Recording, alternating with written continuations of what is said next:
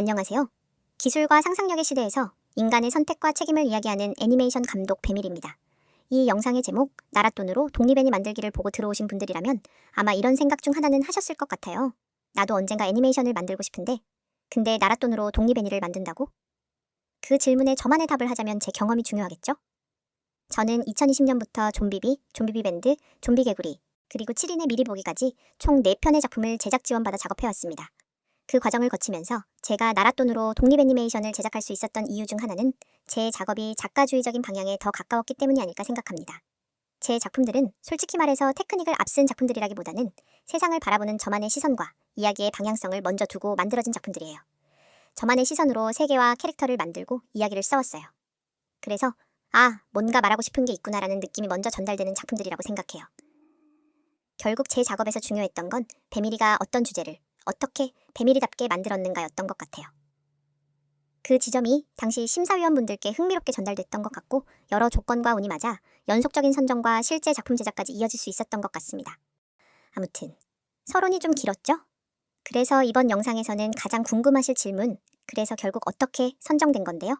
이 질문에 대한 답이 될 수 있는 이야기를 해보려고 합니다.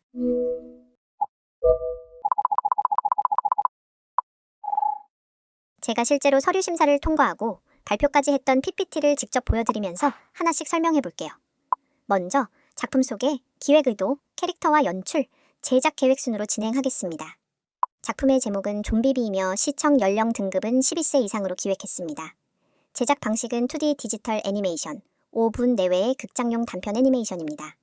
좀비비의 기획 의도는 소비자의 미디어 이용 형태 변화, 그 중에서도 최근 주목받고 있는 1인 미디어에 대한 이야기에서 출발했습니다. 기술의 발전으로 누구나 쉽고 빠르게 영상을 제작할 수 있게 되었고 그 결과일인 크리에이터 시장은 빠르게 성장하게 되었습니다. 저는 이 수많은 1인 미디어 콘텐츠 중에서도 특히 뷰티와 먹방 콘텐츠에 주목했습니다. 이 두 콘텐츠는 대리만족을 통해 사람들이 가진 외적인 욕망과 식욕을 직접적으로 충족시켜주기 때문에 가장 많이 소비되고 있다고 생각했기 때문입니다. 하지만 크리에이터가 많아질수록 경쟁력을 확보하기 위해 콘텐츠는 점점 더 자극적인 방향으로 변화하게 됩니다. 그 결과 시청자들은 자극에 점점 무뎌지고 더 강한 자극을 찾게 된다고 생각했습니다.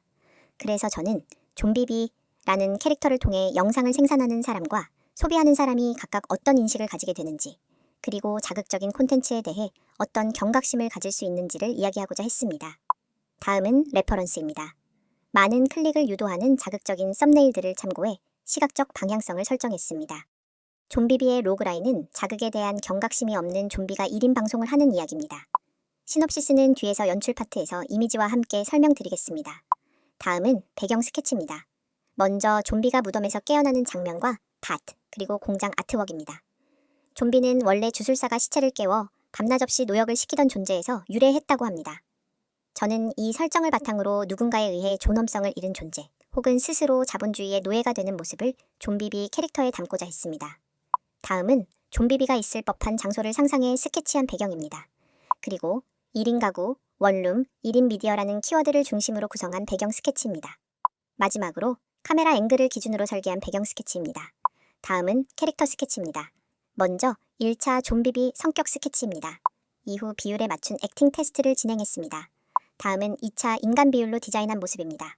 개인 방송을 하는 장면을 중심으로 외적으로 아름다운 모습, 방송이 어색한 모습, 그리고 엔딩에서 건물 밖으로 떨어지는 장면을 아트웍으로 표현했습니다. 다음은 최종 캐릭터 디자인과 턴어라운드 이미지입니다. 이제 연출입니다. 이야기는 좀비비의 꿈으로 시작됩니다. 이가 빠지는 꿈을 통해 엔딩에서 좀비비가 죽음을 맞이하게 된다는 것을 암시하고자 했습니다. 꿈에서 깨어난 좀비비는 농부에 의해 노동을 시작하게 됩니다. 시간이 흐르며 농부의 아들이 성장의 공장을 세우고 좀비비는 자연스럽게 공장 노동을 이어가게 됩니다. 이후 또 한 번 노동의 형태가 변화하면서 좀비비는 사무직 노동을 시작합니다. 그러던 중 회사 사람들이 하나둘 개인 방송을 시작하며 회사를 떠나게 되고 결국 혼자 남은 좀비비 역시 개인 방송을 시작하게 됩니다. 처음에는 무엇을 해야 할지 몰라 어색해하지만 점차 시청자들과 소통하며 방송에 적응해 나갑니다. 시청자들은 좀비비를 꾸며주기 시작하고 보내준 화장품과 옷을 사용하면서 좀비비는 점점 자신이 인간과 비슷해지고 있다고 느끼게 됩니다. 이후 좀비비가 인간이 먹기 힘든 음식들을 먹는 모습에 시청자들은 열광하게 됩니다. 계속해서 쌓이는 음식 주문과 택배들로 좁은 원룸은 점점 가득 차게 되고 결국 창문 유리가 깨지며 좀비비는 건물 밖으로 떨어지게 됩니다. 댓글창은 잠시 고요해졌다가 이내 믿을 수 없는 후원 금액과 함께 댓글이 폭발하며 이야기는 끝이 납니다. 다만 지금 설명드린 연출과 실제로 완성된 좀비비는 상당히 다른 방향으로 제작되었습니다. 이 부분에 대한 이야기는 다음 영상에서 자세히 풀어보려고 합니다.